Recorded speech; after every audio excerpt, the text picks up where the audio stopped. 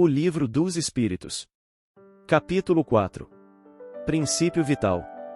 60 é a mesma força que une os elementos materiais nos corpos orgânicos e inorgânicos. Sim, a lei de atração é a mesma para todos. 61. Há uma diferença entre a matéria dos corpos orgânicos e inorgânicos. É sempre a mesma matéria, mas nos corpos orgânicos é animalizada. 62. Qual a causa da animalização da matéria? Sua união com o princípio vital. 63. O princípio vital é propriedade de um agente especial ou apenas da matéria organizada? Numa palavra, é um efeito ou uma causa? É uma e outra coisa.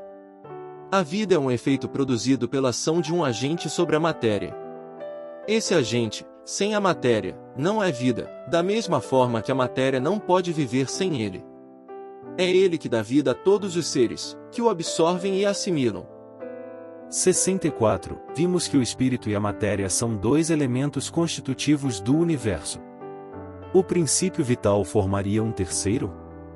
É um dos elementos necessários à constituição do universo, mas tem a sua fonte nas modificações da matéria universal. É um elemento para vós, como o oxigênio e o hidrogênio, que, entretanto, não são elementos primitivos, pois todos procedem de um mesmo princípio. 64a. Parece resultar daí que a vitalidade não tem como princípio um agente primitivo distinto, sendo antes uma propriedade especial da matéria universal, devido a certas modificações desta. É essa a consequência do que dissemos. 65. O princípio vital reside num dos corpos que conhecemos? Ele tem como fonte o fluido universal. É o que chamais fluido magnético ou fluido elétrico animalizado. É o intermediário, o liame entre o espírito e a matéria. 66. O princípio vital é o mesmo para todos os seres orgânicos? Sim, modificado segundo as espécies. É ele que lhes dá movimento e atividade, e os distingue da matéria inerte, pois o movimento da matéria não é a vida, ela recebe esse movimento, não o produz. 67. A vitalidade é um atributo permanente do agente vital, ou somente se desenvolve com o funcionamento dos órgãos? Só se desenvolve com o corpo. Não dissemos que esse agente, sem a matéria, não é vida? É necessária a união de ambos para produzir a vida. 67ª. Podemos dizer que a vitalidade permanece, quando o agente vital ainda não se uniu ao corpo? Sim, é isso. O conjunto dos órgãos constitui uma espécie de mecanismo, impulsionado pela atividade íntima ou princípio vital que neles existe. O princípio vital é a força motriz dos corpos orgânicos. Ao mesmo tempo que o agente vital impulsiona os órgãos, a ação destes entretém e desenvolve o agente vital, mais ou menos como o atrito produz o calor. 68. Qual é a causa da morte nos seres orgânicos? A exaustão dos órgãos. 68a.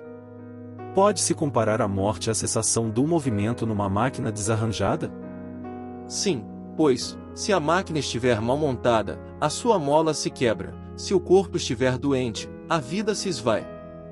69. Por que uma lesão do coração, mais que a dos outros órgãos, causa a morte? O coração é uma máquina de vida. Mas não é ele o único órgão em que uma lesão causa morte, ele não é mais do que uma das engrenagens essenciais. 70. Em que se transformam a matéria e o princípio vital dos seres orgânicos após a morte? A matéria inerte se decompõe e vai formar novos seres, o princípio vital retorna à massa. Após a morte do ser orgânico, os elementos que o formavam passam por novas combinações, constituindo novos seres que aurem na fonte universal o princípio da vida e da atividade, absorvendo e assimilando, para novamente o devolverem a essa fonte, logo que deixarem de existir. Os órgãos estão, por assim dizer, impregnados de fluido vital. Esse fluido dá a todas as partes do organismo uma atividade que lhes permite comunicarem-se entre si, no caso de certas lesões, e restabelecerem funções momentaneamente suspensas.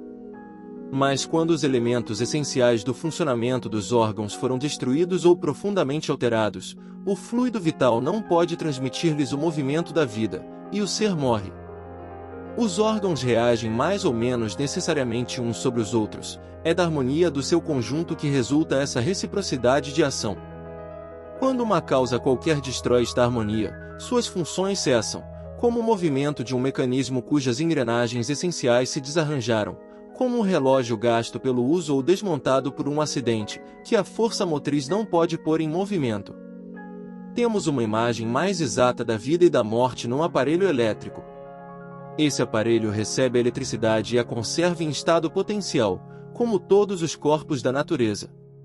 Os fenômenos elétricos, porém, não se manifestam, enquanto o fluido não for posto em movimento por uma causa especial, e só então se poderá dizer que o aparelho está ativo.